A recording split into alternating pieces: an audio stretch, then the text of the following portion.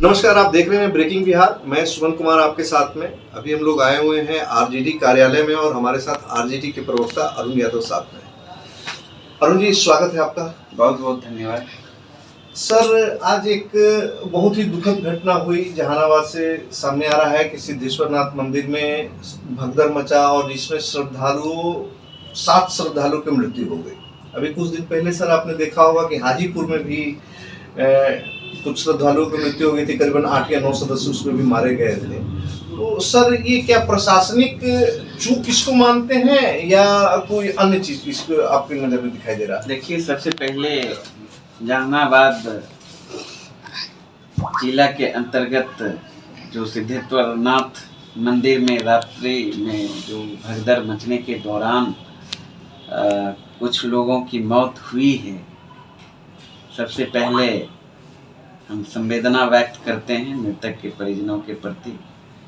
दुख के घड़ी में राष्ट्रीय जनता दल पूरा परिवार मृतक के परिजनों के साथ है और जो भी घायल भी हैं भगदड़ के दौरान, और पूरा राष्ट्रीय जनता दल परिवार वहाँ के स्थानीय एमपी माननीय डॉक्टर सुरेंद्र यादव जी, स्थानीय विधायक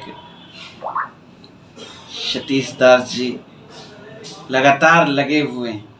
हमारे आदरणीय नेता तेजस्वी यादव जी भी लगातार संपर्क में हैं और किसी भी तरह की उनके इलाज में जो भगदड़ के दौरान घायल हैं कठिनाई नहीं हो। और हम ईश्वर से प्रार्थना करते हैं कि मृतक को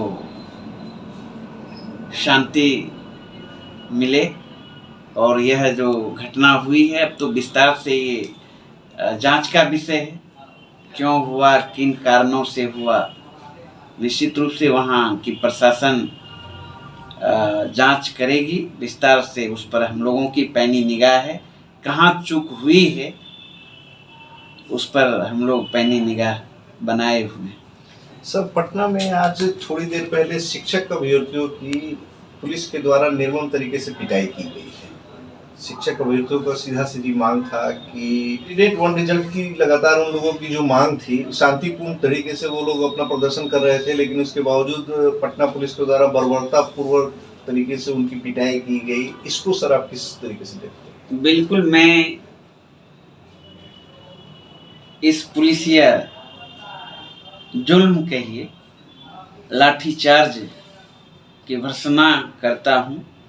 और खास करके जब से एनडीए की सरकार बनी है, नई सरकार, महागठबंधन सरकार के बाद नीतीश जी भारतीय जनता पार्टी के साथ मिलकर सरकार बनाए हैं, तब से एन कैन प्रकारैन शिक्षक अभ्यर्थियों के साथ, बिहार के छात्र नौजवानों के साथ, बेरोजगारों के साथ, आम आवाम के साथ लगातार बिहार सरकार अत्याचार कर रही है।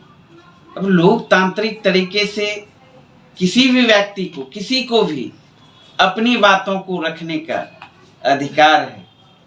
हमें संविधान अधिकार देता है, लोकतंत्र हमें इजाजत देती है। लेकिन इस सरकार को देखिए, बात सुनने के लिए तैयार नहीं है।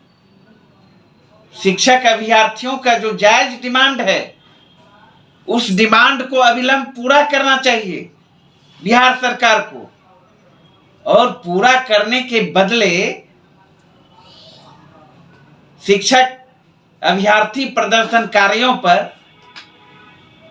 बिहार सरकार लाठियां बरसा रही है। घोर मैं निंदा करता हूं और राष्ट्रीय जनता दल इस तरह के कार्रवाई के खिलाफ है और हम लोग शिक्षक अभ्यर्थियों के साथ हैं, उनके मांगों के साथ हैं। सत्तारूढ़ दल के लोगों का कहना है कि अभ्यर्थियों को आंदोलन करने के लिए जगह दिया हुआ है, आप अपने मांगों को वहां पर रख सकते हैं, वहां से आप अपनी मांगों से सरकार को अवगत करा सकते हैं, लेकिन वो प्रतिबंधित क्षेत्र में गए और जिस कारण से मजबूरी वश जो है पुलिस को लाठीचार्ज करना पड़ा। अरे सरकार सुनती कहाँ है?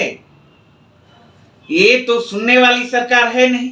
हाँ, 17 महीने की जो सरकार महागठबंधन की थी, जिस सरकार में आदरणीय तेजस्वी यादव जी थे, वो सुनवाई वाली सरकार थी, कार्रवाई वाली सरकार थी। सुना जाता था छात्रों का, नौजवानों का, प्रदर्शनकारियों का, और उस पर कार्रवाई होती थी।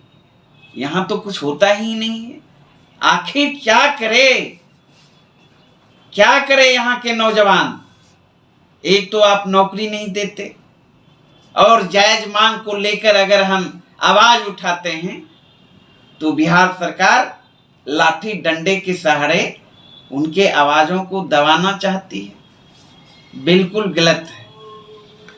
तो जैसा कि देखा आपने, ये थे हमारे साथ आरजेडी प्रवक्ता अरुण यादव, जिनका कहना था कि वर्तमान सरकार किसी भी जायज मांगों को पुलिस के द्वारा, लाठीचार्ज के द्वारा दबा देती है। लेकिन यही आरजेडी की सरकार में, आरजेडी के 17 माह के जो शासनकाल था, उस शासनकाल में इन लोगों ने जनता की समस्याओं को सुना, जनता की तकलीफों को सुना, समझा और उसके अनुकूल कार्य किए।